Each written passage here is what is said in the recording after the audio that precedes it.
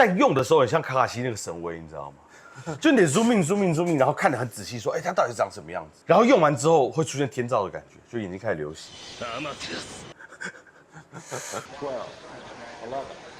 10,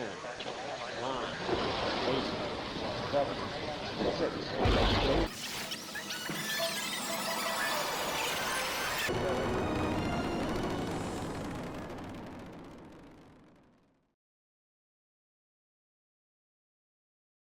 Hey yo，welcome to Painter 最关于绘画以及画家的频道，我是画家杨黑。OK， 因为今天我晒得比较黑，相信应该看得出来这个色差吧。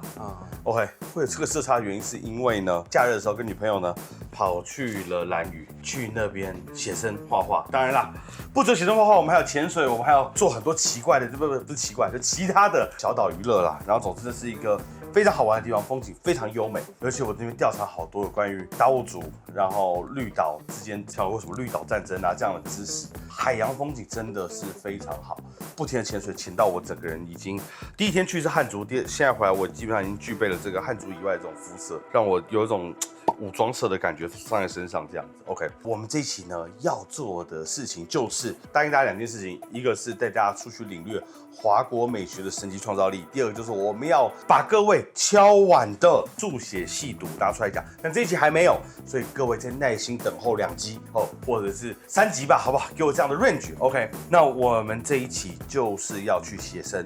而且我们今天要挑战的地方，可以说是我们现在看到这种台湾街头最典型的一种代表。我们就是要去中永和，去那边画这个东西。这件事情啊，竟然是一种大家对于台湾街头的既有印象。那我们今天就要用速写的方式带大家看看，到底要怎么用速写去解释这个复杂无比的街道。在我们出外景之前啊，有几件事情我们要先回答一下大家上次在留言区里面我看到的一些现象，我觉得挺好玩的。我看到有一个人他说他自己是素人，所以没有经过这个所谓的画室教育啊、科班培训啊。他说：“这个画用线来做起稿这件事情不是挺直觉的吗？”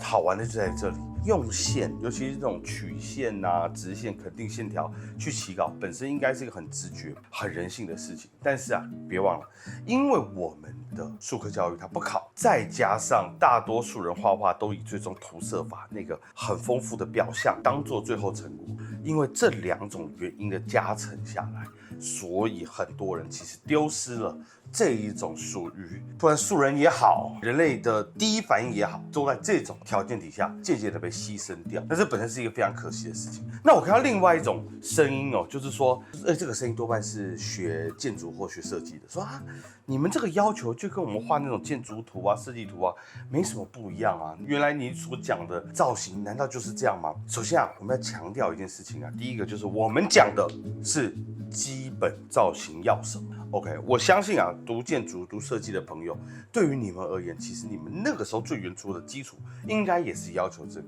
所以其实变相来说，我觉得这一个基础是值得被肯定的，是值得被夯实的。速写刚开始要求就是把东西画到对、画到准，但的确啊，速写到后面呢，因为你毕竟拿着一根笔。那这个笔呢，有粗细没粗细都可以，但它有长短，它有力量，它有指向。渐渐这里面很多关于画趣的东西啊，属于画家这个层面，就会越研究越深。OK， 所以举凡你们能想到的什么力道啊、线条、表情啊，这些速写内部属于绘画区块的，其实那是更后面会遇到的事情。我的意思并不是说我们只是说把东西画准 ，OK， 但这一步很重要，把东西画准、理解清楚很重要，而且它永远会是第一步，也是我们作为初学者最该注重的事情。那我们现在就要去有着繁复工欲之都的中永和，带大家来看看我是怎么用线条去解释这一切。上一期是不是有人说我都没有 po 我自己的速写？其实有啦，各位有啦，在那个影片里面有啦。反正呢，为了堵悠悠之口，我就亲自演示一遍我是怎么做。看好了，我只示范一次。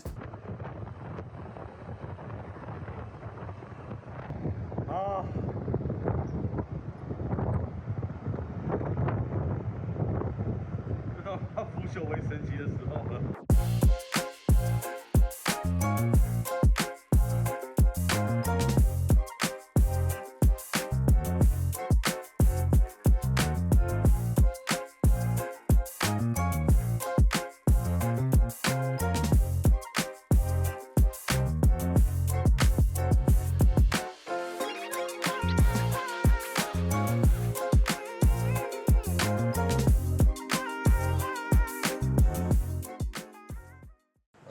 今天画了一整下午。你知道我在画的时候，其实这些相对位置我是会去对的嘛，因为你是站着拍嘛，我是坐着。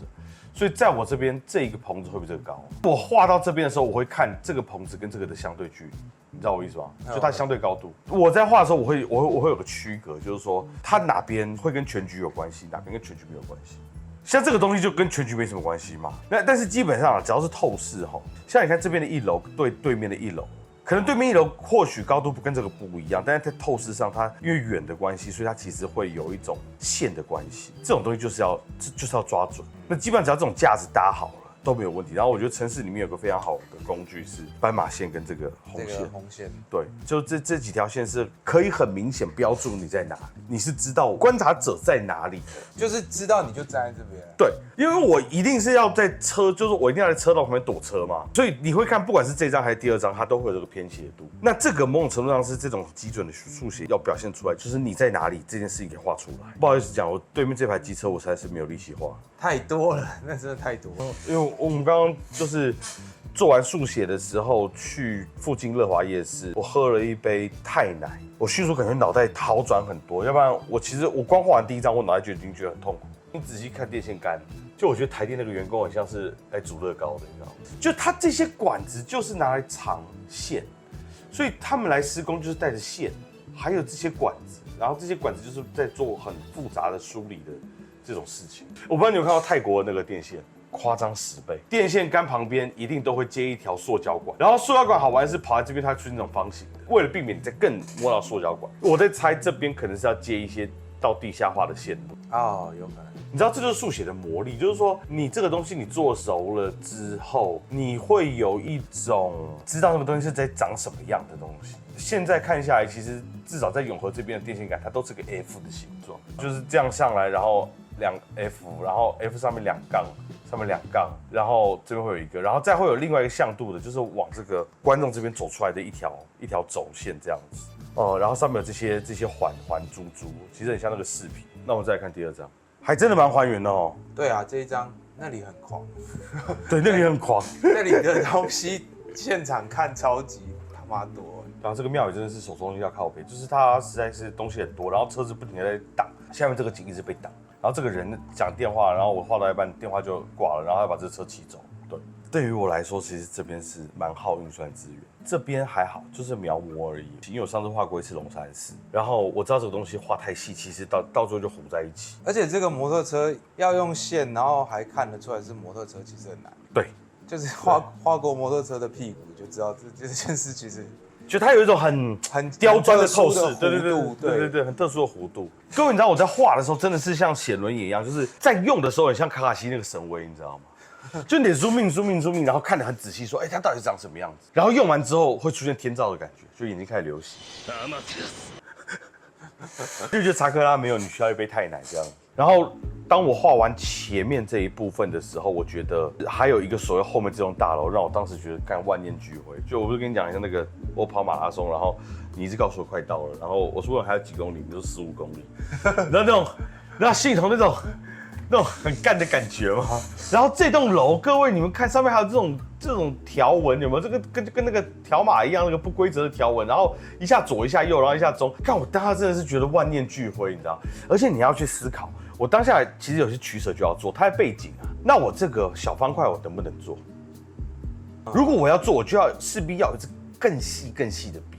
华国美学，或者是我们讲的台湾感性这种东西，它在视觉上的特征就是它是一个很适合跑酷的地方。你看哦，这种永和的街景啊，它其实层层叠叠，就是这样过来，然后这边会有个棚子，然后棚子各位可以仔细看这里，就是这里其实是这个庙上面的平台，然后这边还有个铁桥。那里我没看到。对，你知道，你不细看，你真的不知道哦。你看这边是有个铁桥搭到对面屋子的。你看这边有个小牌楼，然后这个牌楼的透视是这样起翘，非常的微妙啊。你看我这边画出来吗？你就以前有玩过游戏叫《梦游先生》哦，我知道。对啊，就是你要帮他开窗干嘛的。其实台湾的街景你去细看，很多层次。你看我少画了一尊土地公在这里啊，那里还有土地公。对。然后看这边有一只像狮子的这种怪兽，有没有？我这边有画在这里。然后龙的手我是真的没有画，龙的脚我是真的没有画，因为我不想，我累了。真的他妈很多东西，真的他妈很多东西你都不知道，那个是台湾的街景，其实是很适合那种微缩模型控来做的原因就在于这里，就是它实在是太多细节，那个细节是爆屏的，你知道吗？可是你没有在做这个速写的过程当中，你是可以感受到那种搭建的快感，而且你是拿你的意识重新去体验当时搭建的人的快感。我们来看第3章啊，我画第3章的时候，我已经是有一点那个没有办法了。你会发现这一章来讲，其实这个地方是有被放大的。他在现场看是那么大了。我看这个东西，我会觉得真的很像那个千年鹰号。就千年鹰号，因为它是一种不对称，然后东出一个西出一个，可整体看起来还是知道它是什么东西的。这个是高度还原了，你看，就是在城市里面加这个是超级，它就是因为它符合你生活经验，你知道吗？而且会是喷在那个施工的贴墙。对，画这种城市透视真的是很重要。大家可以看一下哦，其实这2章的整个透视节奏是非常对啦。这个铁窗啊，看这几个窗户真的费死劲。我盯着它，然后想说这最后几笔了，为什么它还是要做成不规则的样子？还有个曲面，你知道吗？超级痛苦的。然后我这边顺便提一嘴的就是有关画植物这件事情。这个树吼，你当下因为它是一片一片的，它其实你真要论起来，它细节是有机而且爆干多的一个情况。所以你那时候你必须要学会一种翻译方式。就你一五一十画，你要点出来嘛？还是你要每个片子勾出来？不可能嘛！所以树在这里面一定要有翻译方式。树翻译起来就是以前山水啊、国画啊这些山石、树木、河流的一种功夫。当然，现在有照相机，你绝对可以慢慢刻出来。但在古人来讲，那个是比画面还丰富的细节，而且是没办法被完全准确的抓住，所以其实那时候很考验一个人的整理技巧，而且还要加一个但书，就是没有很感官性的涂色法的时候，那这时候这些翻译就很重要。这几棵树的细节是很有意思的。这个树是讲粗俗一点，有一根爆茎啊，懂得就知道我在说什么了。它长得很干这样子。这棵树呢，长得非常的妖娆，就是它斜这样歪曲上去，然后这有露出来。这棵树它是因为这边被挡到了，所以它是这样下来，然后后面会直出一根。你看我连它被挡到跟这边被挡到都是一样的，你懂我意思吗？这种姿态是特别需要把握的，而且这种树它其实会有旋转。我在这里的时候，其实有运用这样一笔先带前头的这里，你有看到吗？有。对。然后它再往后急转弯，然后再往后急转弯，再下去。总之，嘉欣怎么样？你看完今天我使用这个写轮眼之后的这种感觉是什么？我觉得蛮夸张的，因为那里我在现场看，我也觉得你不能涂色要画那些很超级累。不过我觉得有抓住永和那个地方的样子，就是怎么有这么多不同风格建筑物都挤在一起。我必须要讲，你看我这样画完，你还会觉得他们很丑？不会啊，他们现在看起来很复杂，但是他们已经不会是乱的。对，因为我今天看了一个，上次是 Pentingman 寄给我一个影片，就是在讲说把很复杂的台湾美学，然后改成如果是日本的样子。那其实一个很主要的差别就是你去把这些体架都收走，就它只要它的平面维持干净，然后不要那么多前凸跟后侧的话，然后当然这前面这些摊子这个招牌就你懂吗？会做得更干净、更直接一点。就像你知道那种日本的那种庭院啊、山水啊，他们会拿那个镊子把那个地衣啊，或者是那种苔藓放在他想放的位置上。可是台湾这个街景其实很像是你偶然之间在溪流里面看到那种岩石错落，你知道吗？就它是一个就是像野蛮生长，但是挺有味道的这种东西。而且你看嘉欣，我们画完这1、2、3章，你不觉得中永和这种风景是一种游乐场？如果你是去那种什么嘉南平原或者是宜兰阳平原，它就会变得极简又抽象，然后平平的村子，然后东西小小的嘛。可是你看在这边，你就可以想象一个人在那边跳来跳去，有没有？就是它是一个咚咚咚，就是一个很像那种以前2D 卷轴游戏的那种高低弹跳那种界面，你知道吗？对，所以我觉得这个东西其实是它是有它独特的趣味在。像之前那种众多水彩名家画这种永和风景，他们都把它平掉了。对，就是你有画出那种一个大圆柱或方块，然后上面又放了一堆就凸了一堆小方块的感觉。我跟你讲，这张就这张如果是这种永和水彩大师来画啊，不管哪里水彩大师啦，反正他们一定会做一件事情，就是把这个地方受光提出来，然后是一种暖黄色，他们最喜欢的。这边也要提点，因为这两点才暗示受光面，这一整块它会照一个紫色。然后这个牌子它就给它绿色，然后粉红色，然后黄，而且是要撇很快，要撇的有点干擦这样。它这个遮雨棚就会都同个颜色。然后这个树嘞，绝对会看起来非常的不台湾。什么意思？就这个树一定会变成一种欧风的树。你看这个树里面这种弯曲啊，就我讲这种很干的这种动脉感有没有？就这种东西，它就看不到。这个东西啊，这个东西绝对这个介入涂鸦是绝对不会放在上面，就会变成是说这种东西很不入画。那他们为了追求这种涂色法的加上材料这种飘逸感，所以他就要大量省略这个东西。但是就是问题就来了就是说，那如果是这样画台湾干嘛？那个台湾的那个街景的有机感就是这样，东一块凸西一块粗的样子。对，所以这才是为什么会产生像这种水彩大师他们画这种所谓的台湾写生要么就是故意把它几何化，方的圆的要么就是说他整理光源，然后细节全部忽略。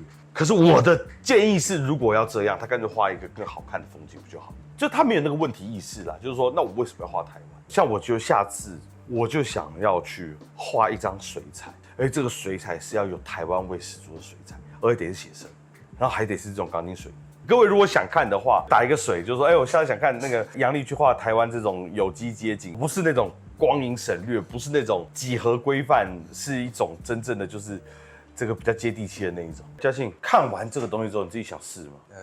比较凉一点的时候，今天有比较凉一点的时候，前你看我的手，我今天画完之后可能又黑了1度。OK， 各位观众，如果你们看完之后有想试的冲动，不免去试一试，看看一支线条，还有你眼睛跟手到底可以做到什么程度，看你能不能练就出像我这样子的一个写轮眼。那当然啦，我必须强调，这些是一种绘画的最基本，绘画后面还有很多不同的课题 ，OK， 但是要锻炼造型，大自然是一个很好的方式，然后尤其是这一个高低起伏的，这不是大自然，人造自然，尤其是高低起伏的，我们讲的细节之城中永和 ，OK， 整个大台北地区双北就完全适合大家去考验自己这样子的能力。那另外呢，我们的铅笔盒行动现在还在持续当中，所以要报名的人就私讯我。那每次我们出去做这种户外的风景导读这样子的一个行程的时候，基本上都在周末。所以各位如果时间上能配合，也想来试试看的话，就来。那我相信各位，我把话放在这边，你们自己去试一次这样子的速写，你们绝对会带着更多的问题跑过来问我。那我相信看到这边的朋友一定是非常喜欢我们的观众朋友啦，请你们帮我点赞、订阅、分享，按下小铃铛。然后呢，有一个键很重要，就是热推荐。这个键不用钱，对你们来讲就是动动手指头，但对我们来说是一个莫大的帮助。非常喜欢的可以点，超级感谢，好不好？我在这边感谢各位。那么这就是我们这一期就是我亲自画速写，然后让大家看一下速写的一种极限，至少在我身上的。OK， 这里是 Painterverse 一个绘画以及画家的频道，我是画家杨黑，那我们下次见喽，拜拜。